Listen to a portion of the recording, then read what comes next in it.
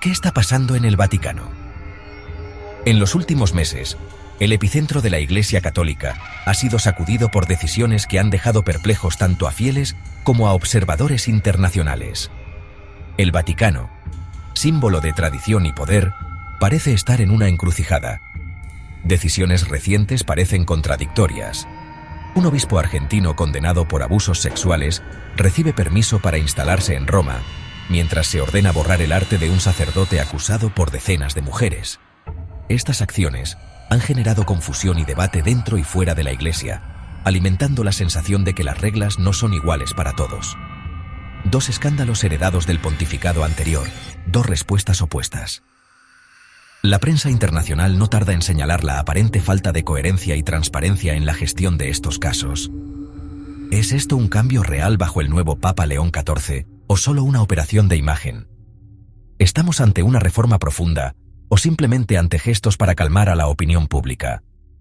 La muerte del Papa Francisco dejó expedientes explosivos sobre la mesa de su sucesor, especialmente los casos de Gustavo Zanchetta y Marco Rupnik.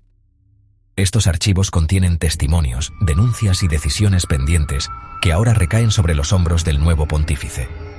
Ambos, cercanos al poder, pusieron en jaque la credibilidad de la política de tolerancia cero de la Iglesia. Sus casos se han convertido en símbolos de la lucha interna entre la transparencia y el encubrimiento. Ahora, con León XIV al mando, todas las miradas se dirigen a Roma. El mundo espera señales claras de cambio y justicia. ¿Se atreverá a hacer lo que su predecesor no hizo?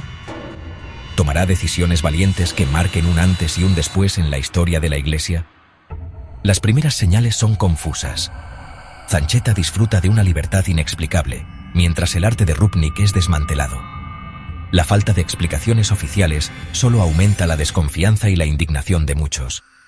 Las víctimas, cansadas de promesas vacías, exigen hechos y justicia real. Sus voces resuenan con fuerza, pidiendo que la Iglesia deje de mirar hacia otro lado y actúe con decisión.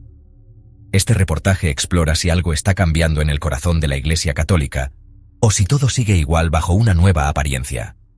¿Será este el inicio de una verdadera transformación, o solo un capítulo más en la larga historia de silencios y escándalos?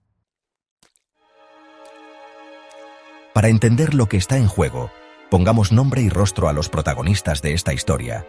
No se trata solo de casos aislados, sino de figuras que han marcado el debate sobre la transparencia y la justicia en la Iglesia. Gustavo Zanchetta, obispo argentino nombrado por el Papa Francisco en 2013, fue condenado en 2022 por abuso sexual agravado. A pesar de la gravedad de los hechos, no ha recibido una sanción canónica pública y actualmente reside en Roma, protegido por el silencio institucional. Su caso ha generado indignación y preguntas sobre la coherencia de la Iglesia ante estos delitos. Marco Rupnik, sacerdote jesuita y artista de fama mundial, fue acusado por unas 30 religiosas de abusos sexuales, psicológicos y de conciencia. Su proceso avanzó con lentitud, envuelto en secretismo y protegido por su influencia y prestigio artístico. La magnitud de las denuncias y la falta de respuestas claras han sacudido a la comunidad católica. Ambos representan el problema estructural de la Iglesia: el poder, la protección interna y la gestión polémica de los abusos. Sus historias reflejan una cultura de encubrimiento y privilegios que ha sido difícil de erradicar. El superior general de los jesuitas admitió errores y lentitud en la gestión de estos escándalos, reconociendo que la respuesta institucional ha sido insuficiente y tardía. Zanchetta simboliza al clérigo condenado civilmente pero privilegiado eclesiásticamente, un ejemplo de cómo la justicia civil y la eclesiástica pueden ir por caminos opuestos. Rupnik encarna el dilema de separar la obra del artista. ¿Puede la Iglesia rezar ante mosaicos creados por un abusador? La pregunta divide a fieles y autoridades y pone en jaque la relación entre arte, fe y ética. Sus casos son una herencia envenenada para León XIV, el nuevo Papa, que debe posicionarse ante una Iglesia herida y una sociedad que exige respuestas claras y contundentes. Las primeras decisiones del nuevo Papa han dejado a todos preguntándose cuál es el plan, y si realmente habrá un cambio de rumbo en la gestión de los abusos y la transparencia. Así se dibuja el tablero de la controversia, donde cada movimiento será observado con lupa por fieles, víctimas y el mundo entero. En noviembre de 2024, un tribunal argentino permitió a Zanchetta viajar a Roma por tratamiento médico especializado. Sin embargo, se alojó en la lujosa Clínica Gemelli, sin comunicado oficial del Vaticano. El permiso rompió su arresto domiciliario, alimentando sospechas de protección eclesiástica. Las víctimas denuncian que Zanchetta sigue teniendo conexiones influyentes en Roma. Ahora, un hombre condenado por abuso sexual vive en una clínica de lujo, mientras la justicia argentina espera un fallo definitivo. El Vaticano, al no pronunciarse, parece continuar la política de protección encubierta. Para las víctimas, esto no es compasión, sino una fuga consentida. La Iglesia sigue midiendo con dos varas, una para los poderosos, otra para el resto. Sentimos que se ríen en nuestra cara. Para las víctimas, ver a Zanchetta paseando por Roma es la prueba de que su sufrimiento no importa. Lucharon años contra el silencio eclesiástico y la incredulidad, y cuando lograron una condena, el sistema parece proteger a su verdugo. Se enteraron del viaje de Zanchetta por la prensa. Nadie del Vaticano les contactó. Nos enteramos de que llevaba semanas en Roma. Es una burla. Este abandono institucional es una segunda agresión. Primero fue el abuso, ahora la indiferencia. Temen que Zanchetta nunca regrese a Argentina y que su caso quede en el limbo. Quieren verdad, reparación y que la Iglesia asuma su responsabilidad. Las víctimas de Rupnik comparten la misma desconfianza, forjada por promesas rotas y justicia denegada. Marko Rupnik era más que un sacerdote, era una marca. Sus mosaicos decoraban los santuarios más importantes. El dilema estalló cuando las acusaciones de abuso se hicieron públicas. ¿Se puede rezar ante una imagen sagrada creada por un abusador? Durante mucho tiempo, el Vaticano intentó separar al hombre de su obra, argumentando que el arte trasciende a su creador. Para las víctimas, cada mosaico era un recordatorio del poder y la impunidad de su agresor. La presión creció. Santuarios como Fátima y Lourdes cubrieron o retiraron los mosaicos de Rupnik. Estos gestos pusieron al Vaticano en una posición insostenible. El caso Rupnik obligó a la Iglesia a preguntarse si puede predicar pureza mientras exhibe el arte de un abusador. Los hechos eran claros. Las obras de Rupnik seguían en lugares destacados, incluso en la residencia papal. El arte de Rupnik se había vuelto tóxico. El 5 de junio de 2025, tras una cumbre con la Comisión para la Protección de Menores, el Vaticano ordenó eliminar todo el arte de Rupnik de sus portales oficiales. Fue un borrado digital, una damnatio memoriae en la era de Internet. Todo apunta a la presión de la Comisión y al impacto en las víctimas. La Orden de León XIV es un acto de simbolismo potente. Reconoce que el escándalo contamina incluso la producción artística. La medida alinea al Vaticano con santuarios como Lourdes y Fátima. Sin embargo, quedan interrogantes. ¿Se retirarán físicamente los mosaicos de las iglesias vaticanas? Por ahora, el Papa ha dado un primer paso visible. La pregunta es si llevará esta política hasta sus últimas consecuencias. Dos decisiones recientes del nuevo Papa parecen opuestas. Por un lado, mano suave a Zanchetta. Por otro, mano dura contra Rupnik. Esta aparente contradicción ha generado un intenso debate dentro y fuera del Vaticano, pues muchos se preguntan si estamos ante un cambio real o simplemente ante una estrategia de imagen.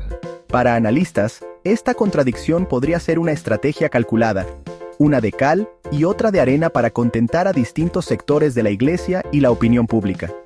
Así, el Vaticano busca mantener el equilibrio entre la presión mediática y las demandas internas de reforma. La decisión sobre Rupnik es especialmente significativa. Nunca antes el Vaticano había actuado tan drásticamente contra un artista de renombre por motivos de abuso. Esto marca un precedente y envía un mensaje claro de tolerancia cero, al menos en apariencia, hacia ciertos comportamientos. Además, se estudia tipificar el abuso espiritual como delito canónico, lo que sería un cambio estructural profundo en la legislación eclesiástica y podría abrir la puerta a futuras reformas. Pero, ¿y si todo es solo un gesto simbólico? ¿Y si estas acciones buscan más el impacto mediático que una transformación real? Borrar fotos es fácil y genera titulares positivos, pero no necesariamente implica un cambio de fondo en la cultura institucional. Mientras tanto, el caso Zanchetta sigue un camino diferente, quizás para calmar a la vieja guardia, y evitar rupturas internas en la jerarquía eclesiástica. Quizás la respuesta sea una mezcla: pragmatismo, equilibrios de poder, justicia selectiva y una dosis de cálculo político para sobrevivir en tiempos de crisis. León XIV ataca el problema mediático de Rupnik y gestiona Sancheta con cautela, midiendo cada paso para no desestabilizar el delicado balance de fuerzas. Es una política de pequeños pasos, de equilibrios constantes, donde cada decisión parece pensada para no romper el statu quo de manera abrupta. El tiempo dirá si estos gestos son el inicio de una reforma profunda o simplemente un maquillaje para calmar las aguas y proteger la imagen de la Iglesia ante el mundo. Una de las grandes frustraciones es la lentitud de la justicia vaticana. Expertos señalan la complejidad de los casos, la falta de recursos y la necesidad de jueces imparciales. En el caso de Sancheta, ya hay condena civil, pero el Vaticano no ha anunciado ninguna sentencia canónica. Este silencio da la impresión de que la justicia eclesiástica actúa como un sistema paralelo, especialmente cuando el acusado es un obispo. Esta lentitud y opacidad tienen consecuencias devastadoras. Las víctimas reviven el trauma y la Iglesia sufre daño reputacional. El Papa León XIV debe reformar este sistema, agilizar procesos, dotarlos de transparencia y aplicar sentencias sin excepción. No basta con gestos simbólicos, se necesita una reforma profunda. Sin ella, cualquier otro cambio será superficial. La credibilidad de la Iglesia depende de ello. Las decisiones de León XIV sobre Sancheta y Rupnik muestran dos caras de una misma moneda. ¿Es esta la nueva política del Vaticano? ¿Justicia a la carta? La situación de Sancheta es una bomba diplomática y moral. Según nuestros investigadores en el Vaticano, Sancheta ya no se encuentra en Roma. Después del inicio del pontificado de León XIV, fue removido. No sabemos si es coincidencia. ¿Forzará el Vaticano su regreso si la justicia argentina lo reclama? En cuanto a Rupnik, el borrado de su arte es solo el principio.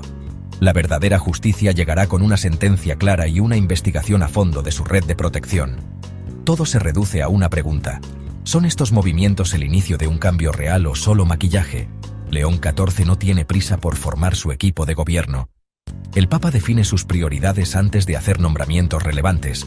A pesar de que hay 3 altos cargos vacantes y 7 prefectos, han superado la edad de jubilación. León XIV nombra a su primer obispo español. Son semanas decisivas en el Vaticano, ya que, sin hacer ruido, el Papa León XIV está poniendo las bases de su equipo de colaboradores cercanos. El primer gran nombramiento que se espera es el del prefecto del dicasterio para los obispos. El legado de León XIV dependerá de si elige limpiar la casa o simplemente esconder mejor la suciedad. Solo el tiempo lo dirá. Mientras tanto, ¿qué te ha parecido estos movimientos del Papa León XIV? Recuerda suscribirte, comentar y dar likes para más datos e investigaciones sobre los movimientos silenciosos del Vaticano. Hasta la próxima.